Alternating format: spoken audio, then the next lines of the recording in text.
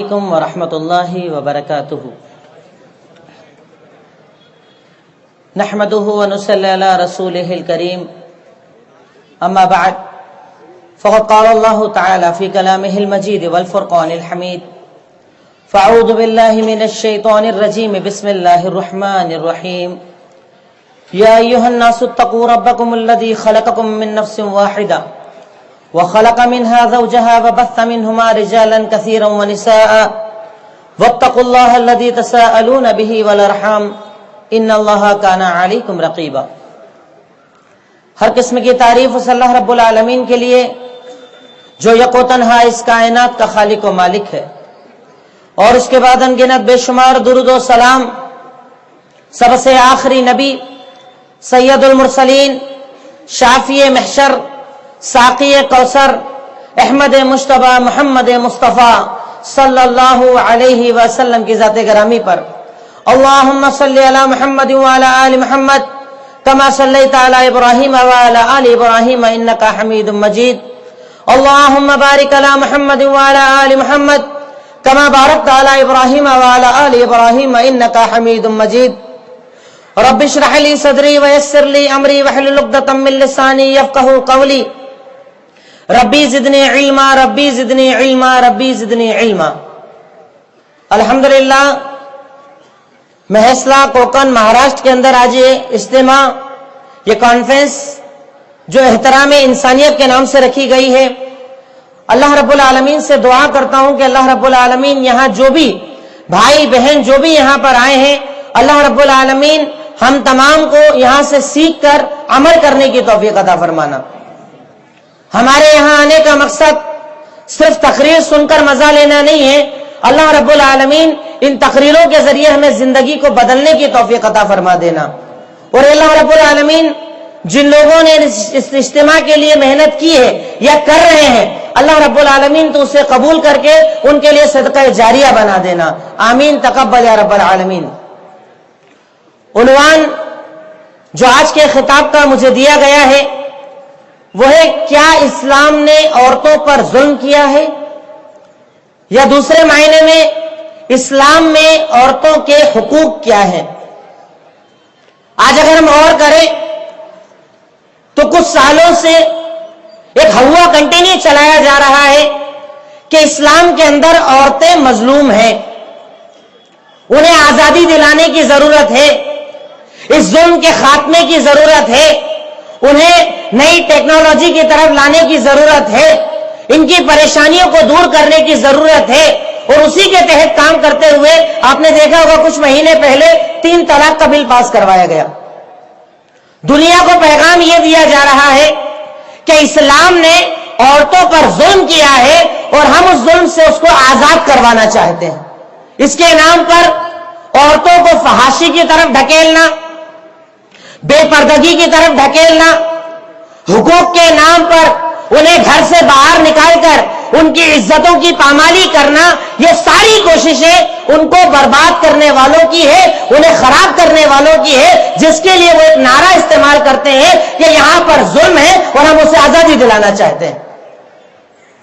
اگر میں بات کروں کہ اسلام سے پہلے ہم عورتوں کے اگر حقوق کی بات کریں تو اسلام سے پہلے کے اگر آپ حالات دیکھیں، یا اسلام کے علاوہ جو تہذیبیں، جو مذاہب، جو تعلیمات دنیا کے اندر پائی جاتی ہیں، اگر آپ ان کا جائزہ لیں تو اسلام کے علاوہ دوسری تہذیبوں کے اندر اگر آپ یہودیت کو پڑھیں تو یہودیت کے اندر عورت کو بد شمار کیا جاتا ہے، بری چیز شمار کیا جاتا ہے۔ نصرانیت کے اندر عورت کا کوئی مقام اور مرتبہ نہیں تھا۔ یونانی تہذیب کے اندر شادی کو ایک برا عمل مانا جاتا تھا کہ عورت ہی ساری فساد کی جڑ ہے۔ خود ہمارے اس ملک کے اندر ستی کا رواج پایا جاتا تھا کہ اگر شوہر کا انتقال ہو جائے ساتھ میں عورت کو زندہ جلا دیا جائے گا۔ الگ الگ تہذیبوں کے اندر خاص طور پر جب عورتوں کے حیض کا وقت ہوتا ان کے کمروں کو الگ کر دیا جاتا، ان کے رہنے کی جگہ کو الگ کر دیا جاتا، کھانے پینے کی جگہ سے انہیں دور کر دیا جاتا، اور یہ ساری چیزیں آج بھی کئی علاقوں کے اندر موجود ہے۔ ایک طرف تو یہ تہذیب، اور اگر ہم اس عرب کو دیکھیں کہ جس میں اللہ کے نبی صلی اللہ علیہ وسلم کو بھیجا گیا، ان کو سارے مکہ کے درمیان یہ عام معمول تھا کہ اللہ رب العالمین قرآن کے اندر جس کا ذکر کرتا ہے وَإِذَا بُشِّرَ أَحَدُهُمْ بِالْأُنثَىٰ ظَلَّ وَجْهُهُ مُسْوَدًّا کہ اگر ان میں سے کسی کو یہ خبر دے دی جاتی کہ تیرے گھر لڑکی پیدا ہوئی ہے، غم کے مارے اس کا چہرہ کالا پڑ جاتا تھا۔ لڑکیوں کے پیدا ہونے کو عرب کے اندر عار شمار کیا جاتا تھا، شرم کی چیز مانا جاتا تھا، یہاں تک کہ ان کے درمیان یہ معاملہ عام تھا کہ اگر بچی پیدا ہوتی اسے زندہ دفن کر دیا جاتا تھا۔ بچی کو جینے کا حق نہ تھا، اسے دنیا کے اندر آنے کا حق نہ تھا، دنیا کے اندر برابری کا حق نہ تھا۔ پر الحمدللہ جب اللہ رب العالمین کا یہ دین کہ جسے نازل کرنے والا خود اللہ رب العالمین، جس شریعت کو بنانے والا اللہ رب العالمین، کہ وہ جس نے انسانوں کو بنایا، انسان اور جنات کو بنایا، مرد اور عورتوں کو بنایا، اس نے جب اس مذہب کو، اس نے جب اس دستور کو نازل کیا تو رب العالمین نے قرآن کے اندر ارشاد فرمایا یا ایھا الناس انا خلقناکم من ذکر و انثی وجعلناکم شعوبا وقبائل، کہ اللہ رب العالمین کہتا ہے کہ اللہ کی نظر میں عورت کا مقام یہ ہے کہ اللہ رب العالمین نے ارشاد فرمایا کہ اے لوگوں، میں نے تمہیں صرف مرد سے پیدا نہیں کیا ہے، میں نے تمہیں مرد اور عورت سے پیدا کیا۔ یہ عورت کا مقام اللہ رب العالمین نے قرآن کے اندر بتایا کہ ہم نے تمہیں مرد اور عورت سے پیدا کیا ہے۔ عورت کا وہی مقام ہے جو اللہ رب العالمین نے مرد کو عطا کیا ہے۔ ہر جگہ قرآن کے اندر، احادیث کے اندر اللہ رب العالمین نے عورت کا مقام بتایا، اس کا مرتبہ بتایا، اس کا حق بتایا کہ اگر میں بنیادی طور پر پوائنٹ ٹو پوائنٹ اگر بات کروں کہ آپ بات کو یاد رکھ سکیں اور آگے پہنچا سکیں، کیونکہ آج ہماری سب سے بڑی افسوس کی وجہ تو یہ ہے کہ تقریریں تو آپ 4-4 گھنٹے کی سنتے ہیں پر سمجھ کر کچھ نہیں جاتے۔ سنتے ہم لوگ بہت ہیں پر سننے کے بعد نہ سمجھ پاتے ہیں اور نہ ان باتوں کو آگے بڑھا پاتے ہیں، جبکہ میں جانتا ہوں کہ اس طرح کے اجتماع جب آپ کے سامنے یہ پروگرام کیے جاتے ہیں ان کا مقصد یہی ہوتا ہے کہ آپ کو کچھ ایسی چیز سکھائی جائے جو آپ سیکھیں اور لوگوں تک پہنچائیں۔ پر ہم مسلمانوں کا حال یہ ہے کہ ہم یہ کہتے ہیں کہ ہمارے مذہب کی تعلیمات اچھی، ہم یہ کہتے ہیں کہ ہمارے یہاں پر اچھی تعلیمات دی گئی، پر ہم ان تعلیمات کو لوگوں کے اندر عام نہیں کرتے، عام لوگوں کو بتاتے نہیں۔ اسی وجہ سے آج ہمارے وہ بھائی جو ہمارے آس پاس ہمارے ساتھ زندگی گزارتے ہیں اسلام سے نفرت کرتے ہیں، اسلام کے بارے میں غلط فہمیوں کو مانتے ہیں، کیونکہ انہوں نے اسلام کے نام پر وہی جانا وہی سنا جو میڈیا نے انہیں بتایا، جو نیوز چینلوں نے انہیں بتایا۔ وہ لوگ جو بکے ہوئے ہیں جن کا مقصد ہی ایک مذہب کو بدنام کرنا ہے، انہوں نے جو دکھایا لوگوں نے وہی مان لیا، اور اس میں کمی ہماری یہ کہ ہم نے اس کا ڈیفنس کرنے کی بھی کوشش نہیں کی، لوگوں کے سامنے صحیح تعلیمات بتانے کی کوشش نہ کی۔ اس لیے میں چاہتا ہوں کہ پوائنٹ ٹو پوائنٹ، صرف میرے پاس 40 منٹ کا وقت تھا، اس میں 10 منٹ تو نکل چکے ہیں، جو میرے پاس وقت ہے پوائنٹ ٹو پوائنٹ کچھ باتیں میں آپ کے سامنے رکھتا ہوں، آپ اپنے ذہن کے اندر رکھیں کہ اسلام نے عورت پر ظلم کیا ہے یا اسے حق دیا ہے۔ اگر آپ حقوق کی بات کریں، اسلام نے سب سے پہلا حق جو عورت کو دیا وہ ہے جینے کا حق۔ آج آپ دیکھ رہے ہیں کہ ہمارے یہاں ملک کے اندر بھی ایک تحریک چلائی جا رہی ہے بھرون ہتیا کے نام پر کہ عورتوں پر ہو رہے ظلم کو روکا جائے، بھرون ہتیا کا خاتمہ کیا جائے۔ الحمدللہ آج نہیں، آج سے 1450 سال پہلے اللہ کے نبی صلی اللہ علیہ وسلم نے یہ مشن چلایا، لوگوں کو اس کی تعلیم دی، اور قرآن کے اندر اللہ رب العالمین نے ارشاد فرمایا وَإِذَا الْمَوْءُودَةُ سُئِلَتْ بِأَيِّ ذَنبٍ قُتِلَتْ، کہ جب اللہ رب العالمین ان زندہ دفن کی گئی بچیوں سے سوال کرے گا کہ بتاؤ تمہارا جرم کیا ہے، یعنی اللہ رب العالمین اس آیت کے اندر ہمیں یہ حکم دے رہا ہے کہ عورت کو جیسے مرد کو جینے کا حق ہے ویسے عورت کو بھی جینے کا حق ہے، اسے زندہ دفن نہیں کیا جا سکتا، اسے ختم نہیں کیا جا سکتا۔ کہ پہلے یہ تھا کہ پتہ نہیں چلتا تھا، پیدا ہونے کے بعد پتہ چلتا تھا دفن کر دیتے تھے، اب پیٹ میں پتہ چل جاتا ہے بھرون ہتیا کر دی جاتی ہے۔ اسلام نے آج سے 1450 سال پہلے عورت کو یہ حق دیا کہ جیسے مرد کو جینے کا حق ویسے عورت کو بھی جینے کا حق، اس کا یہ ادھیکار اس سے کوئی چھین نہیں سکتا۔ کہ اللہ کے نبی صلی اللہ علیہ وسلم نے بچی کے پیدا ہونے کو، بچی کے بڑا کرنے کو، بچی کی تعلیم اور تربیت کو اتنی اہم چیز بتایا کہ آپ نے ارشاد فرمایا من کان لہ ثلاث بنات، کہ اگر تم میں سے کسی انسان کے پاس 3 بچیاں پیدا ہو جائے، وہ ان کی تعلیم کرے، وہ ان کی تربیت کرے، وہ انہیں بڑا کرے، تو وہ اس کو جہنم سے بچانے والی بن جائیں گی، یعنی وہ جنتی ہو جائے گا، موکش کی پراپتی ہو جائے گی۔ آج آپ جانتے ہیں کئی مذاہب کے اندر یہ تصور ہے کہ لڑکا جو ہوتا ہے وہ ماں باپ کو جنت کی طرف لے جائے گا، موکش کی طرف لے جائے گا۔ الحمدللہ یہ مذہب اسلام کی تعلیم ہے کہ اس نے کہا کہ لڑکا نہیں، اگر تیرے گھر 3 لڑکیاں پیدا ہو جائے وہ تجھے جنتی بنا دے گی انشاءاللہ۔ صحابی نے پوچھا اگر 2 تو کہا 2 پر بھی جنتی، کہا 1 پر بھی جنتی، یعنی کسی کے گھر ایک بچی پیدا ہو جائے، وہ اس کی تعلیم تربیت کرے، اسے بڑا کرے، انشاءاللہ وہ اسے جہنم سے بچائیں گی اور اسے جنت تک لے جانے کا ذریعہ بن جائیں گی۔ یہ اسلام نے اسے حق دیا جینے کا، کہ جیسے لڑکے کو جینے کا حق ویسے لڑکی کو جینے کا حق، برابری کا حق، ایک برابر دونوں کو قرار دیا جینے کے اندر کہ دونوں کو برابر جینے کا حق ہے۔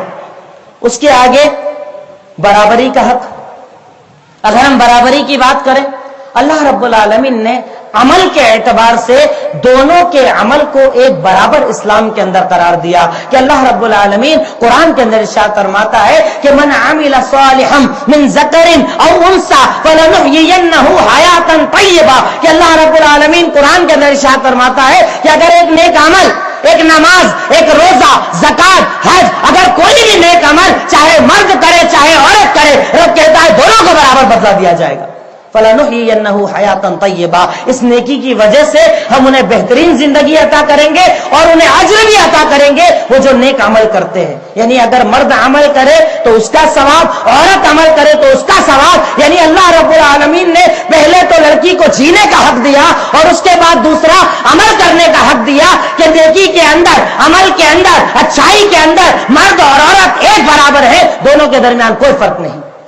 کہ اللہ رب العالمین نے قرآن کریم کے اندر جب ذکر کیا اعمال کا تو ایک ساتھ دونوں کو ارشاد فرمایا المؤمنون والمؤمنات بعضهم اولیاء بعض، کہ اللہ تعالیٰ کہتا ہے کہ مومن مرد، مومن عورتیں یہ آپس میں ایک دوسرے کے ولی ہوتے ہیں، اور یہ ان کا عمل کیا ہوتا ہے، یامرون بالمعروف، یہ ایک دوسرے کو بھلائی کا حکم دیتے ہیں، برائی سے روکتے ہیں، اچھائی کی طرف لے جاتے ہیں، برائی کے راستے سے روکتے ہیں، عمل کرتے ہیں، نمازیں قائم کرتے ہیں۔ یعنی اللہ رب العالمین نے عمل کے اعتبار سے مرد اور عورت دونوں کو برابری کا حق دیا، دونوں کو ایک برابر قرار دیا۔ اور قرآن کی آیت جو میں نے آپ کے سامنے تلاوت کی اس میں بھی اللہ رب العالمین نے یہی تذکرہ کیا ہے کہ اللہ رب العالمین سے ڈرو، اللہ کا تقوی اختیار کرو، اللہ کا خوف اختیار کرو کہ اللہ رب العالمین نے تمہیں ایک مرد اور ایک عورت سے پیدا کیا، کہ تمہیں پیدائش کے اندر، تمہارے دنیا کے آنے کے اندر جتنا کردار باپ نے نبھایا اس سے کئی گنا زیادہ کردار ایک ماں نے نبھایا، تم اس دنیا کے اندر آئے۔ تو اسلام وہ مذہب، ان تعلیمات کو،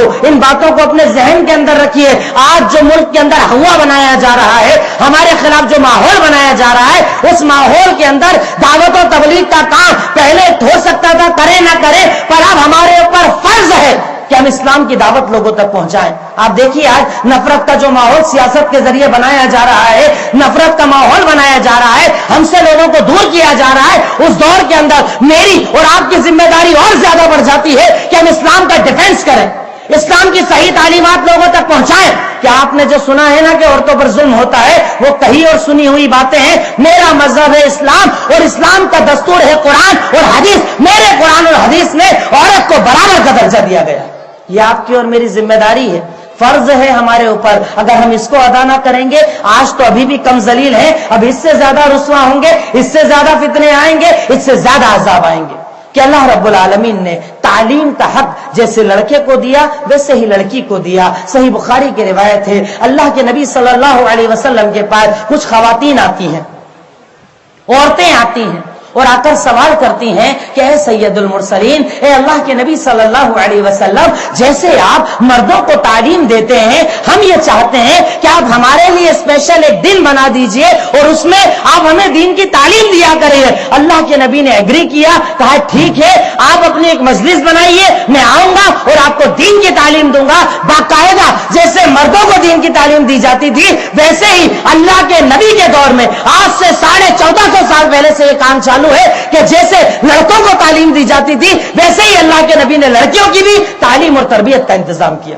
اور اگر آپ تعلیم کا انتظام نہ کرتے تو بتائیے آج ہماری خواتین جو حیض اور نفاس کے مسائل جانتی ہیں، ولادت کے مسائل جانتی ہیں، رضاعت کے مسائل جانتی ہیں، اس کو کس نے بیان کیا؟ ہماری ان عورتوں نے جنہوں نے دین کی تعلیم کو حاصل کیا۔ بتائیے اگر عائشہ صدیقہ محنت نہ کرتی تو ہماری عورتوں تک دین کے مسائل، عورتوں کے اسپیشل مسائل کیسے پہنچتے؟ اس کا مطلب یہ کہ اللہ رب العالمین نے اللہ کی نظر میں، قرآن کی نظر میں، احادیث کی نظر میں جیسے ایک لڑکے کے تعلیم کا ادھیکار ہے ویسے ہی ایک لڑکی کی تعلیم کا بھی ادھیکار ہے۔ جیسے لڑکے کو پڑھایا جائے ویسے ہی لڑکی کو بھی پڑھایا جائے۔ اللہ رب العالمین نے دونوں کو برابری کا ادھیکار دیا ہے تعلیم کے اندر بھی۔ اب اگر میں عزت کی بات کروں، کیا اللہ رب العالمین کی نظر میں، کیا قرآن کی نظر میں، کیا اسلام کی نظر میں لڑکا عزت والا ہے اور لڑکی ذلت والی ہے جیسے دوسرے مذاہب کے اندر پایا جاتا تھا؟ میں اس کی زیادہ ڈیٹیل میں نہیں گیا، اگر آپ اس ڈیٹیل کو پڑھنا چاہیں، عورتوں کے حقوق پر کئی کتابیں لکھی ہوئی ہیں، نیٹ پر موجود ہے، عورت کا مقام،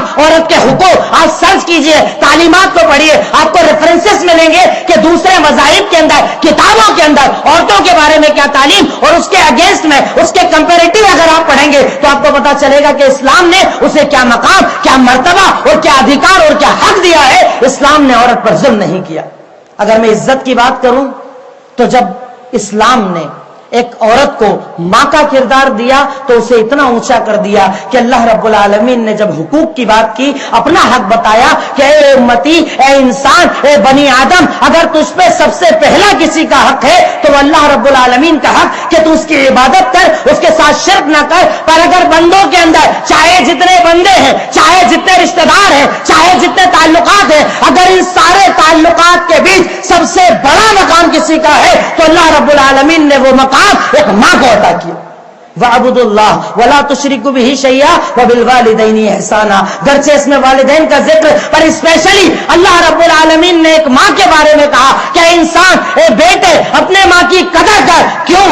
کیونکہ جب تو پیدا ہو رہا تھا پیٹ میں لے کر چلنا بھی ایک تکلیف تھی، جب تجھے پیدا کیا تو تجھے پیدا کرنا بھی ایک تکلیف تھی، کہ جب اسے ماں بنایا تو جنت کو اس کے قدموں کے نیچے رکھ دیا، جب اسے ماں بنایا تو اس کا مقام ایسا بنا دیا کہ اس کی اگر وہ تجھ سے راضی تو اللہ تجھ سے راضی، اگر وہ تجھ سے ناراض تو اللہ تجھ سے ناراض۔ جب اسے ماں بنایا تو ایسا حق دیا کہ صحیح بخاری کے اندر صحابی رسول سوال کرتے ہیں، من حق الناس بحسن صحابتی، اے اللہ کے نبی بتائیے کہ وہ کون ہے میں جس کا سب سے زیادہ خیال رکھوں، سب سے زیادہ عزت کروں، سب سے زیادہ مقام کو سمجھوں؟ تو کہا تیری ماں، کہا پھر کہا تیری ماں، کہا پھر کہا تیری ماں، چوتھی بار پر کہا تیرا باپ۔ یعنی اسلام کی نظر میں عورت اگر ماں ہے تو باپ سے زیادہ عزت والی ہے۔ یہ اسلام نے ادھیکار دیا عورت کو کہ جب اسے ماں بنایا تو اس کے کردار کو اتنا اوپر کر دیا۔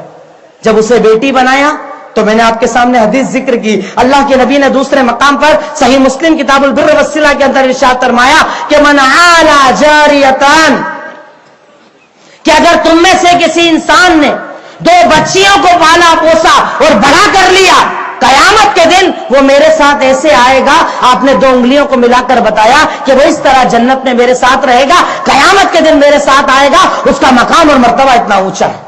موکش کی پراپتی، جنت کا حصول، نجات کا ذریعہ اللہ رب العالمین نے جب بیٹی دی، بیٹی کو بنا دیا۔ جب اسی عورت کو بیوی کا مقام دیا تو کیا بیوی پر ظلم کرنے کا حکم دیا؟ کہ آپ کو یہ کہا کہ بیوی کے ساتھ آپ چاہے جیسا سلوک کرو؟ اللہ کے نبی نے ارشاد فرمایا کہ ہم نے اللہ تعالیٰ قرآن کے اندر ارشاد فرماتا ہے کہ ہم نے عورت کو اس لیے بنایا ہے لتسکنوا الیہا، وہ تمہارے سکون کا ذریعہ ہے، کہ جب اسے بیوی بنایا تو اس کا مقام اتنا اوپر رکھا کہ ہن لباس لکم وانتم لباس لہن کی تعلیم دی کہ یہ عورت ہے، یہ بیوی ہے، اس کا مقام اتنی اوپر ہے کہ وہ تیرے لیے لباس ہے اور تو اس کا لباس ہے۔ یعنی جب کپڑے پہن لو تو جسم کی گندگی نظر نہیں آتی، جسم کی کمیاں نظر نہیں آتی۔ اللہ رب العالمین نے ویسے ہی مرد کو ذمہ داری دی کہ یہ عورت کا تو لباس ہے، اپنی عورت کے عیب کو چھپانا، اپنی عورت کی غلطیوں کو چھپانا، اس کی کمیوں کو ڈھانپنا ایک مرد کی ذمہ داری بتائی۔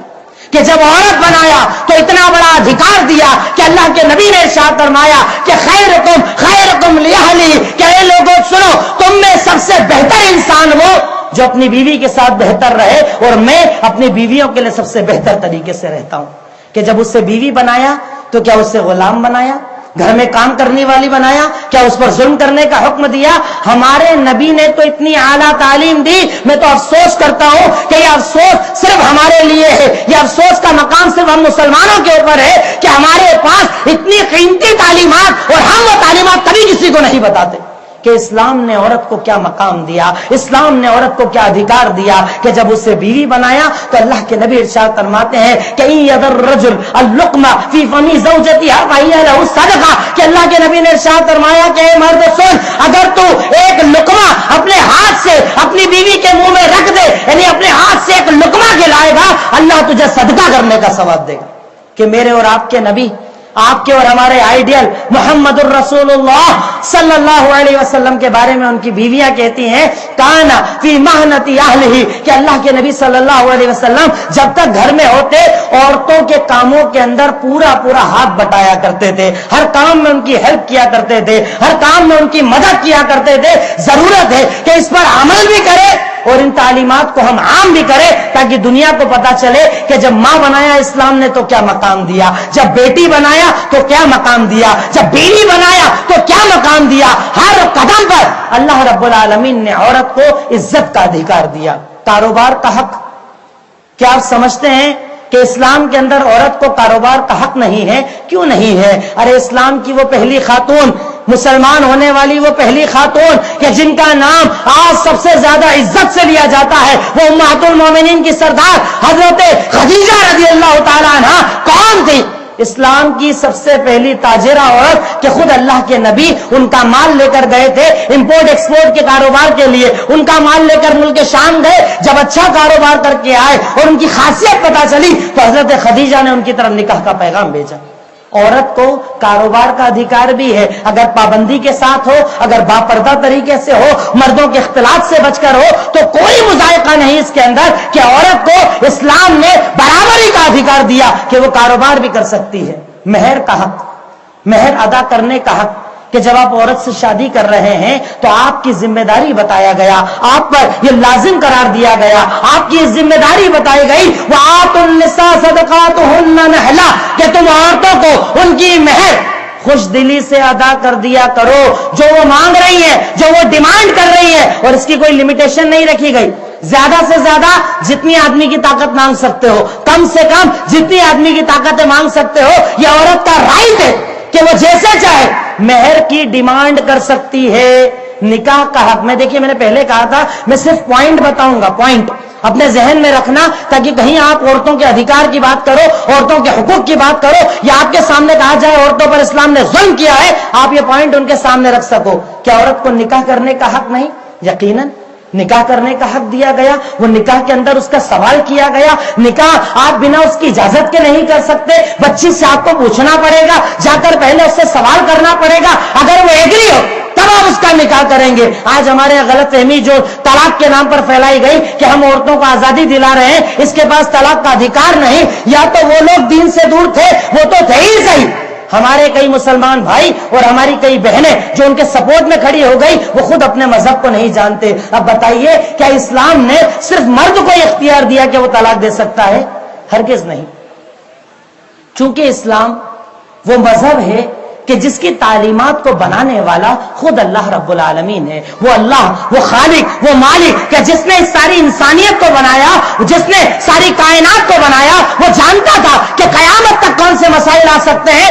اس نے جب اس مذہب کو بنایا تو اس نے برابری کا حق ایسا دیا کہ اگر مرد کو یہ حق ہے کہ وہ طلاق دے سکتا ہے تو عورت کو برابر کا حق ہے کہ وہ خلا کی ڈیمانڈ کر سکتی ہے۔ یعنی جیسے مرد طلاق دے سکتا ہے ویسے عورت طلاق لے سکتی ہے، کوئی زبردستی نہیں، کوئی ضروری نہیں۔ وہ قاضی کے پاس جائے گی اور جا کر کہے گی کہ میرے شوہر کے اندر یہ کمیاں ہیں، میرا شوہر میرا خیال نہیں رکھتا ہے، یہ اس کے اندر کمیاں پائی جاتی ہے۔ قاضی اسے دیکھے گا، وہ باقاعدہ ڈیمانڈ کر سکتی ہے کہ مجھے میرے شوہر سے طلاق دلایا جائے، اور اس کے بعد بھی اگر پریشان کرے شوہر اسے طلاق نہ دے تو قاضی کو یہ حق ہے کہ دونوں کے نکاح کو وہ ختم کر سکتا ہے۔ یہ اسلام نے عورت کو حق دیا کہ وہ طلاق لے سکتی ہے، یعنی کوئی زبردستی نہیں ہے کہ ایک بار بن گئی تو اب اسے آتم ہتیا ہی کرنا پڑے گی، گھاسلٹ ڈال کر جلنا پڑے گا، پیٹرول ڈال کر جلنا پڑے گا، اب جب چاہے اگر اس کو پسند نہ ہو،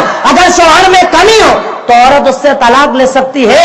اسلام نے اسے برابر کا حق عطا کیا ہے، برابر کا ادھیکار اللہ رب العالمین نے اسے دیا ہے. اسی کے ساتھ ساتھ اگر باپ یا ماں کا انتقال ہو جائے، باپ مال چھوڑ کر گیا ہے، اب بتائیے اسلام کے علاوہ کہیں تعلیمات کے اندر اس کا تذکرہ آپ کو ملتا ہے؟ کیوں نہیں بتاتے ہو لوگوں کو؟ کیوں نہیں پہنچاتے ہو یہ تعلیمات؟ کیوں غیروں تک نہیں بتاتے کہ میرے اسلام نے عورت کو کیا دیا ہے؟ میرے اسلام نے عورت پر ظلم کیا ہے یا رحمت کی ہے؟ کہ حکم دیا قرآن کے اندر آیت المیراث کے اندر کہ اگر باپ یا ماں کا انتقال ہو جائے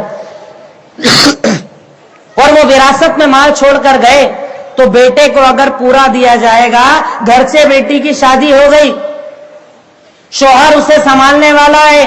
اگر شادی نہیں ہوئی، بھائی اسے اور باپ سنبھالنے والا ہے، گھر میں اس کے ذمہ دار جینٹس موجود ہیں، اس کے بعد بھی اسلام نے عورت کو یہ حق دیا ہے کہ اگر مرد کو 1 روپیہ دیا جائے گا تو عورت کو 50 پیسے آپ کو دینا پڑیں گے وراثت کے اندر. گھر سے شوہر ہے تو ذمہ دار، باپ ہے تو ذمہ دار، بھائی ہے تو ذمہ دار، آپ اس کے ذمہ دار موجود ہو.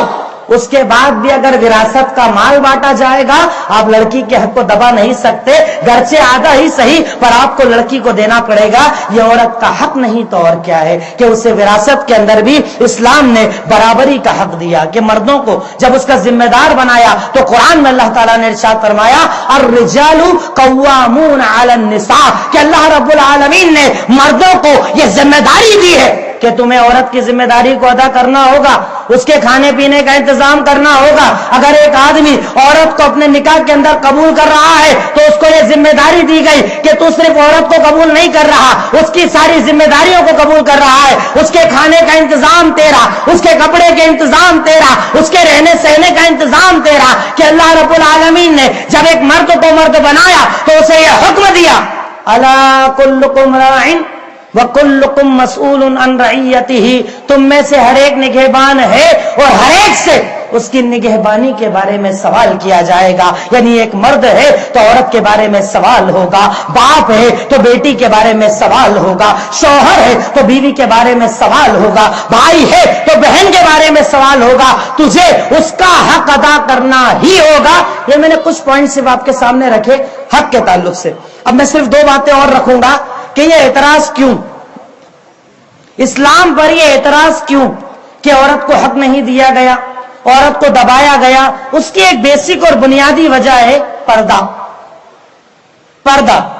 اب لاجیکلی آپ اس چیز کو سمجھیں کہ پردے میں قیمتی چیز کو رکھا جاتا ہے یا سستی چیز کو رکھا جاتا ہے. آپ اس کا ایگزامپل ایسے دیکھ لیں کہ آج ہم لوگ اگر 15,000 روپے کا موبائل خریدتے ہیں تو اسی دکان سے اسکرین گارڈ بھی لگواتے ہیں اور بیک کور بھی لگاتے ہیں. کیوں؟ کیونکہ موبائل قیمتی ہے. موبائل قیمتی ہے. اگر اس پر بیک کور نہیں لگے گا گر گیا ٹوٹ جائے گا، اگر آگے اسکرین گارڈ نہیں لگے گا گر گیا ٹوٹ جائے گا. اللہ رب العالمین کی نظر میں عورت مرد سے زیادہ قیمتی سامان ہے، مرد سے بڑا قیمتی سامان ہے کہ اللہ رب العالمین نے کہا یہ قیمتی ہے، اس کی عزت ہے، اس کا مقام اور مرتبہ ہے، اس لیے اسے پردے کا حکم دیا گیا. اور افسوس ہمارے ان مسلمانوں پر کہ جب ان کے سامنے کہا جاتا ہے کہ عورت کو دبایا گیا اور اسے پردے میں رکھا گیا، کبھی اگر قرآن پڑھا ہوتا، کبھی اگر قرآن کو کھولا ہوتا، کبھی اگر قرآن کو ترجمے سے پڑھا ہوتا تو وہ جواب دیتے کہ میرے رب نے جہاں عورت کو پردے کا حکم دیا اسی سورہ نور کے اندر اس کی ایک آیت پہلے، یعنی عورت کو تو بعد میں، اس کے پہلے مرد کو پردے کا حکم دیا گیا. کہ اللہ تعالیٰ قرآن کے اندر ارشاد فرماتا ہے کل للمؤمنین یغضوا من ابصارہم، کہہ دیجئے مومن مردوں سے، مومن مردوں کو بتا دیجئے، ان آدمیوں کو بتا دیجئے جو سڑکوں پر رہتے، جو بازاروں میں گھومتے، ان مردوں کو یہ تعلیم دے دیجئے کہ کیا کریں جب عورتیں، نامحرم عورتیں نظر آئیں اپنی نظروں کو جھکایا کریں اور اپنی شرمگاہ کی حفاظت کیا کریں. یہ میرے اسلام کا انتظام ہے. یہ میرے اسلام نے پردے کا انتظام کیا کہ عورت کو بعد میں حکم دیا، پہلے مرد کو حکم دیا کہ اپنی نظروں کو نیچے رکھ، اپنی شرمگاہ کی حفاظت کر، اپنے آپ کو، اپنی نگاہوں کو ڈھانپ کر رکھ. اگر عورتیں نظر آئے ان پر نظریں مت بلند کر، ہر عورت کو دیکھ کر حیرانہ نظر مت ڈال. یہاں تک کہ صرف نظر نیچے کرنے کا حکم نہیں دیا اس پر وعید بھی نازل کی، اور اللہ کے نبی نے ارشاد فرمایا کہ یہ سارا جسم زنا کرتا ہے۔ کہا کیسے کرتا ہے؟ کہا زنا العین عن نظر، کہ آنکھوں کا زنا یہ ہے کہ وہ غیر محرم عورت کو دیکھے، ہاتھوں کا زنا یہ ہے کہ وہ حرام کو پکڑے، پیروں کا زنا یہ ہے کہ حرام کی طرف چل کر جائے۔ یعنی اسلام نے اگر پردے کا حکم دیا تو پہلے میں نے بتایا لاجیکلی قیمتی چیز کو ڈھانپا جاتا ہے، عام چیز کو کھلا رکھا جاتا ہے۔ دوسری چیز، اسلام نے جب عورت کو پردے کا حکم دیا اس سے ایک آیت پہلے مرد کو حکم دیا کہ اپنی نظروں کو جھکا کر رکھا کرو۔ اور تیسری چیز، میرے اسلام نے تو یہاں تک ارشاد فرمایا، اللہ کے نبی نے ارشاد فرمایا کہ تم لوگ روڈ پر مجلس مت لگایا کرو، سڑکوں کے کارنر پر مت بیٹھا کرو۔ کہا صحابہ کرام نے اللہ کے نبی صلی اللہ علیہ وسلم ہماری مجلس سے ہماری ضرورت ہوتی ہے، کئی مرتبہ ہمیں وہاں بیٹھنا پڑتا ہے، کئی مرتبہ کاروباری ضرورتیں ہوتی ہیں جس کی وجہ سے ہم سڑکوں پر بیٹھتے ہیں، تو کہا اگر سڑک پر بیٹھنا پڑے تو اس کے حق کو ادا کرنا۔ کہا اس کا حق کیا ہے؟ کہا آتے جاتوں کو سلام کرنا، اگر عورتیں گزرے نظروں کو جھکا لیا کرنا، غیر محرم عورتوں کو مت دیکھنا۔ یعنی پہلے مردوں کو پابند بنایا، اس کے بعد عورتوں سے کہا جا رہا ہے کل للمؤمنات، کہہ دیجئے مومنہ عورتوں سے کہ اپنی آنکھوں کو جھکا لیا کریں، اپنے اوپر پردہ ڈال لیا کریں۔ کہ اللہ رب العالمین نے اللہ کے نبی کو خطاب کرتے ہوئے ارشاد فرمایا یا ایھا النبی قل لازواجک وبناتک ونساء المؤمنین یدنین علیہن من جلابیبہن ذلک ادنی ان یعرفن ولا یؤذین، کہ اللہ کے نبی آپ حکم دے دیجئے اپنی بیٹیوں کو، اپنی بیویوں کو، یعنی سب سے پہلے ہمارے اور آپ کے آئیڈیل کو کہا جا رہا ہے کہ آپ پہلے یہ عمل کیجئے اور اس کے بعد امتیوں کو دعوت دیجئے۔ آج ہمارے گھروں کا حال یہ ہے کہ ہم دوسروں کی بہن بیٹیوں پر تو بڑی انگلی اٹھاتے ہیں اور خود کے گھروں کے اندر نہیں دیکھتے۔ ہماری انگلیاں دوسروں پر بڑی اٹھتی ہے، اس کی بیٹی یہ کرتی، اس کی بیوی ایسا کرتی، اس کے گھر کے اندر بے حیائی ہے۔ یعنی سسٹم ایسا بنا رکھا ہے، ایسا لگتا ہے کہ جب آپ کو قبر کے اندر ڈالا جائے گا آپ سے سوال یہ ہوگا بتا تیرا پڑوسی کیا کرتا تھا، بتا حاجی صاحب کیا کیا ہوتا تھا، بتا والا صاحب کے گھر میں کیا چلتا تھا، مجھے میرے گھر کی خبر نہیں اور میں دوسروں پر اعتراض کرتا ہوں۔ اور اللہ رب العالمین قرآن کے اندر ہمارے اور آپ کے آئیڈیل محمد رسول اللہ صلی اللہ علیہ وسلم کو حکم دے رہا ہے کہ پہلے آپ اپنی بیٹی اپنی بیوی کو حکم دیجئے کہ جب گھر سے باہر نکلے پردہ کر لیا کریں، اپنی عزتوں کو ڈھانک لیا کریں، اپنی حفاظت کر لیا کریں۔ اور جانتے ہیں اس کا فائدہ کیا ہوگا؟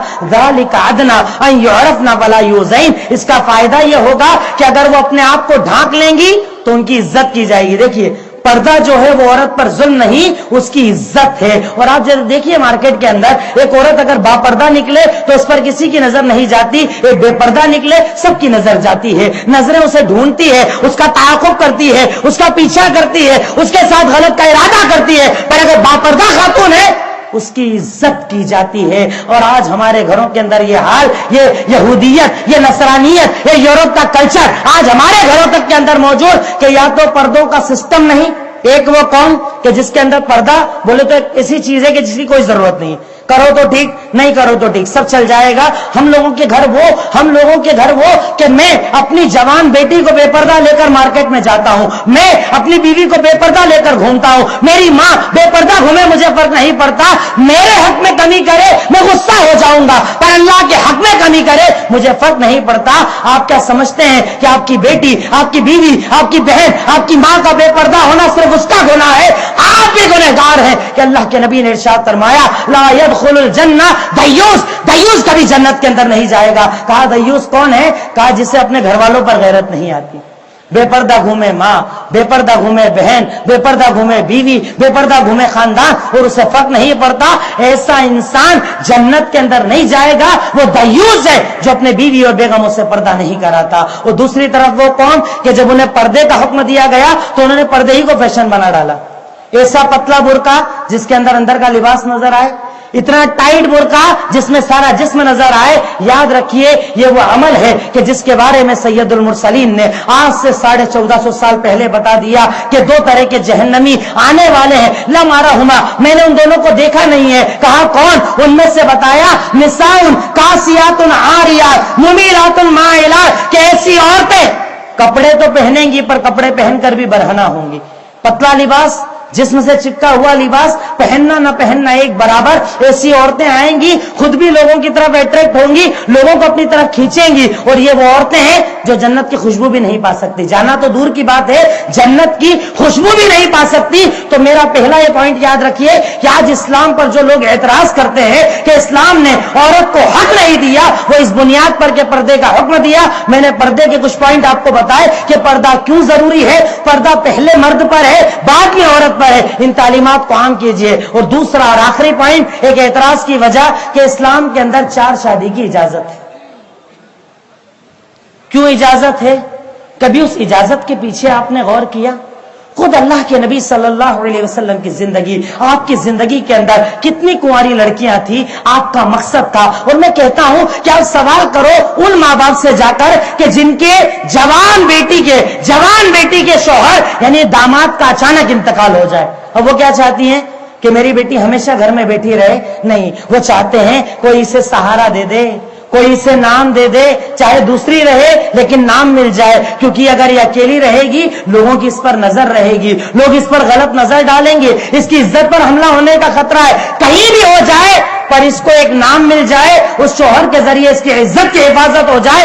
इसलिए शरीयत मुतहरा ने इसकी इजाजत दी कि उसके जरिए औरत की इज्जत की हिफाजत हो, औरत को मकाम और मर्तबा मिले, औरत को दुनिया के अंदर एहतराम मिले। इस बुनियाद पर शरीयत ने इजाजत दी। वरना मकसद सिर्फ जिस्मानी शहवत को पूरा करना नहीं, अपनी जरूरतों को पूरा करना नहीं। अगर ऐसा होता तो अल्लाह के नबी कभी ये इरशाद ना फरमाते कि अगर तुम में से कोई इंसान 2 शादी करता है और हक अदा नहीं करता, कयामत के दिन आएगा और उसका एक कंधा झुका हुआ होगा। क्यों वईद दी गई, क्यों अजाब बताया गया, क्यों डराया गया कि अगर एक से ज्यादा निकाह करता है तो तुझे हक को अदा करना पड़ेगा। और बताइए क्या इस्लाम ने इस चीज को जरूरी करार दिया कि हर आदमी 2 निकाह करे? वहां तो एक हुक्म है। पहले तो कहा गया कि भाई हुक्म है, अगर चाहे तो, नहीं तो कोई जबरदस्ती नहीं। आप एक निकाह करें, उसके हक को अदा करें, उसके खाने पीने का इंतजाम करें, उसके रहने सहने का इंतजाम करें, यह आपकी जिम्मेदारी है। मैं सिर्फ कहना इतना चाहता हूं, देखिए मेरी खुद की आदत लंबी तकरीरों की नहीं है, मुख्तसर वक्त में मैं चाहता था कि कुछ बातें अपने इल्म के मुताबिक जो रख पाऊं।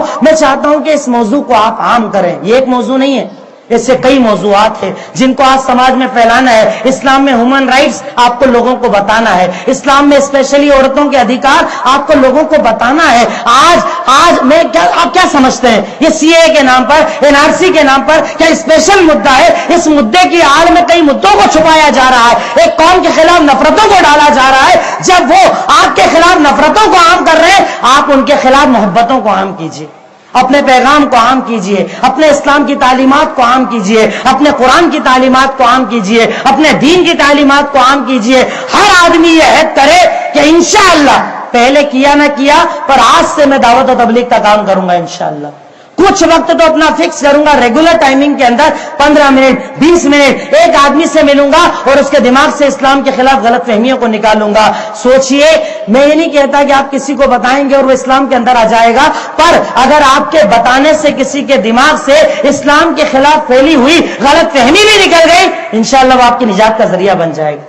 कब अल्लाह हिदायत दे दे वो अल्लाह के इख्तियार में है। अल्लाह ताला कहता है इन्नका ला तहदी मन अहबब्ता वलाकिन अल्लाह यहदी मन यशा। आप जिसे चाहे हिदायत देने वाले नहीं, हिदायत देने का काम अल्लाह रब्बुल आलमीन का है। हमें तो सिर्फ पहुंचाना है, हमें तो सिर्फ बताना है, गलत फहमियों का खात्मा करना है, अच्छाइयों को आम करना है, इस्लाम की ताबेदारी, इस्लाम की पासदारी और अपनी जिम्मेदारी मानते हुए मेरे नबी ने जब इरशाद फरमाया कि दावत का काम करो, मुझे करना है। वरना आखिर में इस हदीस को अपने जहन के अंदर रखे। सुनन तिरमिजी की वो मशहूर रिवायत, हजरत हुज़ैफा कहते हैं कि अल्लाह के नबी ने इरशाद फरमाया लतामुरुन्ना बिल मारूफ व लतनहउन्ना अनिल मुनकर अब लयुशिकन्ना अन यबअसल्लाहु अलैकुम अज़ाबम मिन इंदी, कि तुम लोग जरूर व जरूर लोगों को भलाई का हुक्म देना,